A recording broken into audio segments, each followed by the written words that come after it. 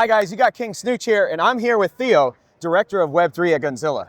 I gotta say, Off the Grid is one of my favorite games that I've played so far. It's insanely entertaining, shooting somebody's limbs off, hitting them with a ripper, making them walk around like this, and you just kind of follow them around. Absolutely love it. The entertainment factor of this game is off the hook. Tell me a little bit about it. Tell me your story as to, where did Off the Grid come from and what made you guys want to create a game like this?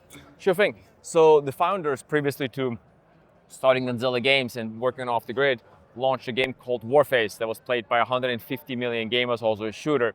And they always envisioned a future in which people could own all of their own assets. Back when they were trying to do it with Warface, didn't really work out due to the publishers and whatnot. So they moved on from that, started Gunzilla Games, and from the outset, 5 years ago, from the outset, said that, what would a Battle Royale 2.0 experience look like? And one of the very, very important aspects of that is complete asset ownership, right? Owner of your own assets. That's one. Two, how do we inject new life into this genre, right? And that's where they came up with, 60 hours of storyline on both sides of the conflict. So right within your Battle Royale experience, you can actually complete missions and work through storylines. Nobody's ever done that before. And last but not least, speaking of, the very entertaining limb system, in most games, the only variety that you have is the specific weapon that you choose. Maybe there's different fun game modes, you have a knife and then you upgrade to a gun, etc. But beyond that, there's really very, very few kind of strategic choices and options that you have during gameplay.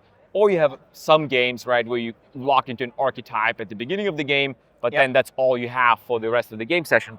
So here, you have virtually limitless strategic decision-making ability during the game because you find a specific limb that's an energy shield or a grenade launcher, or in your case, minigun or rippers. Minigun or ripper, katana. You have legs that make you jump really high or legs that make you run really fast. But each time you have another, limb, cyber limb that you find, you make a decision. Oh, do I switch to this? Do I switch to that? Based on, let's say, what your teammates are running, based on your own preferred playing style, etc. But then, as you mentioned, right, you can shoot somebody's arm off, run over there and steal their arm. You can shoot somebody's legs off, run over there, steal their legs. The person kind of keeps crawling away.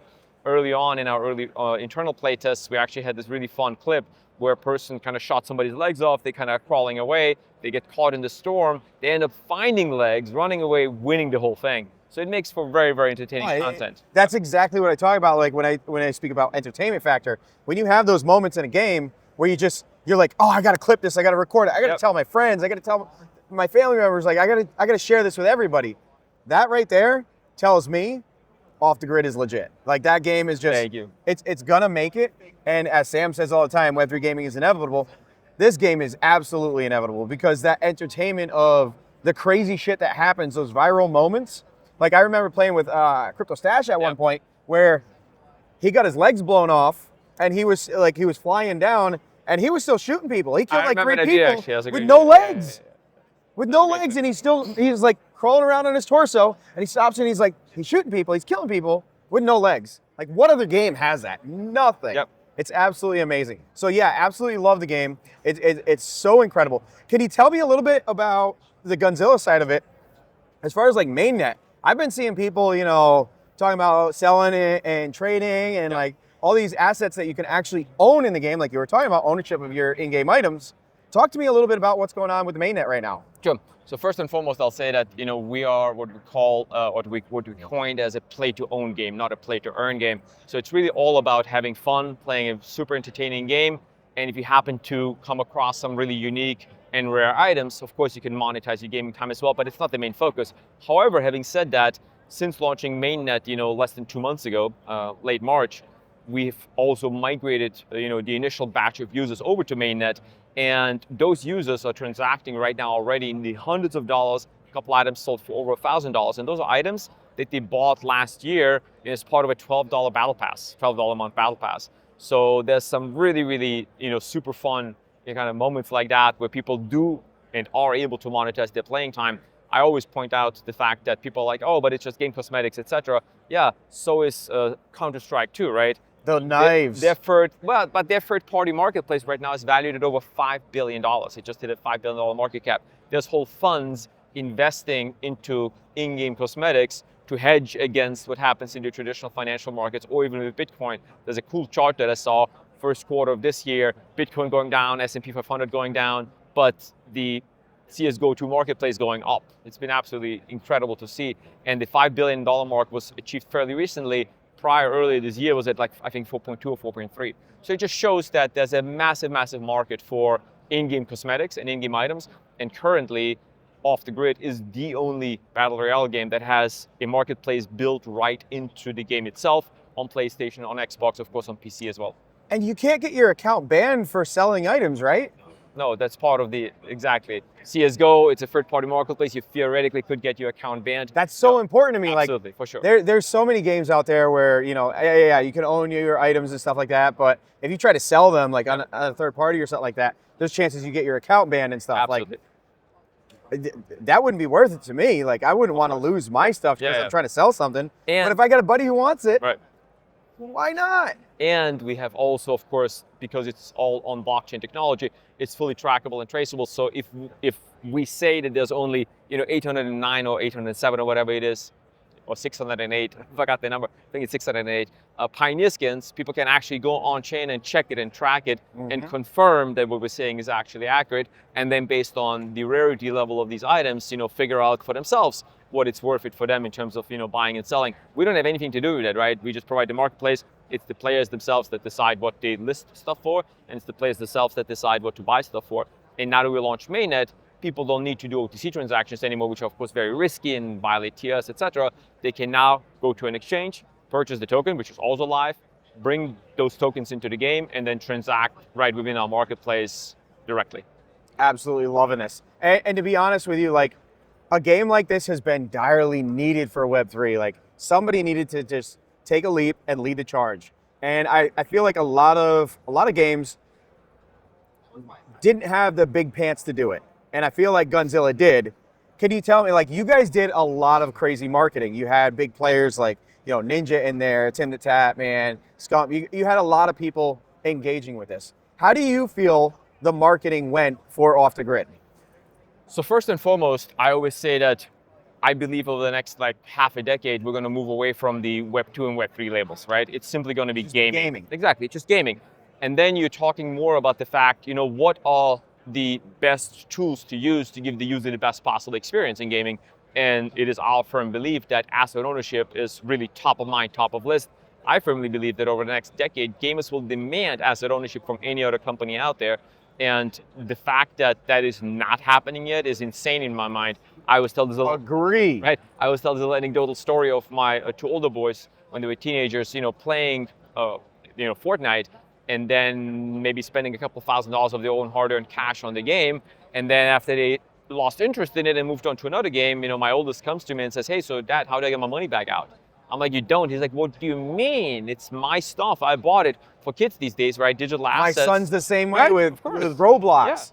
Yeah. He's like, "Dad, I need to buy this. It's so rare. I need to buy this." Yep. And I'm like, "Yeah, but you don't really, you're not really buying it. Yeah. You're just renting it. Paying for it, that's right. but you don't own it." That's right. And he's like, "Well, what do you mean? No, it's in my account." I'm like, "Yeah, but you don't actually own it. If you want to sell it or send it to your buddy, you can't." Yep. He's like, but. And I'm telling him, like, that's what gamers want. That's what, like you said, they're going to be demanding that from all games. And you're absolutely right. You hit the nail on the head. Asset ownership, not even just like in-game items, like everything. Absolutely. If you're spending your money on it, shouldn't you own it? Or even if you don't, not necessarily even spend money on it, just by virtue of grinding and spending time, right? You're putting time into this and you have nothing to show for it, right? Here, you put time into it, you extracted a bunch of items, you own these items, right? You can transact them. And even beyond, selling or transacting, we had some really fun use cases with my kids where they were like, "Oh, I was grinding really hard and I earned the Black Knight end of season 2 Fortnite skin. I want my friend to experience what it feels like running around in the skin." It's such a simple thing, right? But it's impossible to do. And there's never again, right, going to be a Black Knight skin. So the only way would be for somebody to load into his account and play on his, but it's absurd, right? Yes, why shouldn't you be able to just loan it out for one gaming session and say, "Hey, here, try out my skin. Feel how awesome it is to run around in that skin." So that's one, right? But to come back to your question, and how does that relate to your question about how the marketing went? We looked at it as a traditional gaming experience that is basically supercharged with very useful blockchain elements that we firmly believe make the gamer experience much better. And so, as part of that, of course, we weren't specifically focused on Web3. We weren't specifically focused, for that matter, on Web2 either. But we, of course, wanted to expose the game to as many regular gamers as possible. And regular gamers watch a lot of streamers. So of course, that was a very, very big part of our strategy, is to, have these streamers play the game and have this game really exposed far and wide. Get eyes on it, right? Exactly. So people can see it. The eyes, yeah. Because honestly, if you're watching this game and you see these moments where you're like ripping somebody's arms off, yeah. I don't know anybody that doesn't want to go do that. I mean, I spoke to my neighbor. I'm going to give him a quick shout out, Kikado. I spoke to him. I showed him the game. He absolutely loved it. Once he saw it, he was like, I got to play it, right? My buddy Volton, he's another big player. He got into the game and he's just like, dude, this game is sick. I enjoy the heck out of this. It's fun to play. And at the end of the day, games need to be entertaining to keep going, right? And, well, it's a huge point. As I mentioned to you before we started the interview, I regularly play the game, and I always like loading in with random folks because I always like asking 2 questions. You never know if it's going to be Theo, though. He won't tell you. I never tell anybody. But I always ask 2 questions. Number 1, how did you find out about us? And the answer is usually, I saw a TikTok ad, I saw an Instagram ad. So for those folks that are saying that, why do you have, ads with AI voices, etc., there's a reason, there's a whole reason for that, right? It works. We look at analytics. But anyway, so that's one question. And the second question is, what did you play before and what do you like better about Off the Grid? And it's always 9 out of 10 times people have nothing to do with Web3. They played Call of Duty Warzone before, they played Fortnite before, they played Apex before, and they say that they've never before experienced a game that has so much variety, where the devs listen so much and keep cranking out updates so quickly, etc. That's the most rewarding thing for me, right, as director of Web3, to hear traditional gamers say that I like this game better than the other top Battle Royale games because of X, Y, and Z. And only 1 in 10 people be like, oh yeah, I'm playing it because, I'm into Web3 and I heard about it from a friend that's into crypto, etc. Yep. And that's super, super rewarding for me and, a sign that we're on the right trajectory. Right, absolutely. Your marketing is doing a great job. I got to tell you, there is a friend of mine that he did mention to me that he told me, he wanted me to ask you one thing. And I'm sure you're going to know who I'm referring to, but he told me to ask Theo for some alpha. You know who would be asking that question? He might be wearing a costume. He might be sneaking around. He could even be here today. There's only one person that always asks for alpha, and that's, of course, our mutual friend, Crypto Stash. And I always answer the same way, but he keeps asking always, nevertheless, that question. And that is that one of the very, very, kind of hallmark signs of Gunzilla is that we never disclose alpha. We always drop the update, drop the new content pack. I'm trying, Stash. He's trying. He tried before the interview as well. And that's what is really part of the excitement when something comes out. Nobody really expected us to drop the Save Democracy pack. There's no leaks. No, I mean there's some leaks, but it's very mild leaks where people kind of look through the system files and find out that that's what let's say the ape skin was leaked, right? And some other skins were leaked prior to that, but they don't really know what the context is because the trailer isn't out yet, the marketing hasn't started yet. But one of the reasons why it was so successful, right, our Save Democracy pack before the election with the kind of Trump and Kamala lookalike and the April, Fool's pack. I gotta say, the presidential skins, that was genius. That was absolutely genius. The taglines on them, amazing. Building the wall, emotes, yeah, it was great. Absolutely added an entire element of entertainment to the game. And like the clips that I saw of people, making little viral videos and stuff. Absolutely. Genius idea. Shooting somebody down, building a wall around him. Well, my point is that the only way you get, kind of massive excitement and engagement around that is if you just drop that and people see it and it blows their minds. We had people posting videos and the comments were, no, I don't believe you, this is fake. Nobody would ever dare do something like that. And then of course they check it out and we did it, right? So you can't get that effect if you announce, hey, for the election, we're gonna drop, yes, presidential lookalikes. Oh, somebody's calling right now. Oh my God. Can you believe it? Guess who this is? Hey, we got somebody calling in right now. His ears must have been ringing. Who's this? Agent Snooch, I have a priority mission for you. You're being activated here in the field. This is Agent Crypto Stash. Stash calling. Stash is calling me. What's the mission? I've got Theo here from Gunzilla. Look, yeah, our intel sources say that Theo from Gunzilla is actually there, and you might be in the vicinity. We have an important priority question for this man. We need to get this intel right now. Is he ready and prepared to deliver this intel? I'm hoping he can. I got to tell you, Stash, though, I've been trying to, twist his arm and get some alpha out of him. It hasn't been working. Can you help? He's a hard man to crack. I'm not gonna lie. You know, even the torture tools when we bust him out, it's not easy to get this man to give you intel. The answer is always the same stat, right? It's always an awesome surprise when you don't know what's coming. The Gunzilla way. I absolutely hate you. So what's the secret mission? Okay, look, this is what we need to know here, Theo. We need to know, are console players going to be able to access the Gunz Wallet and be able to use OpenSea, transfer the NFTs to OpenSea? Is that confirmed? Do we know that's going to happen at some point? So you know what my favorite answer is, right? It used to be just wait for an announcement. That's my first most favorite answer. But the second most favorite answer now is wait for announcements and read the white paper, because it does have information about that in the white paper. So is that confirmed? So you're saying that is confirmed to be in the white paper?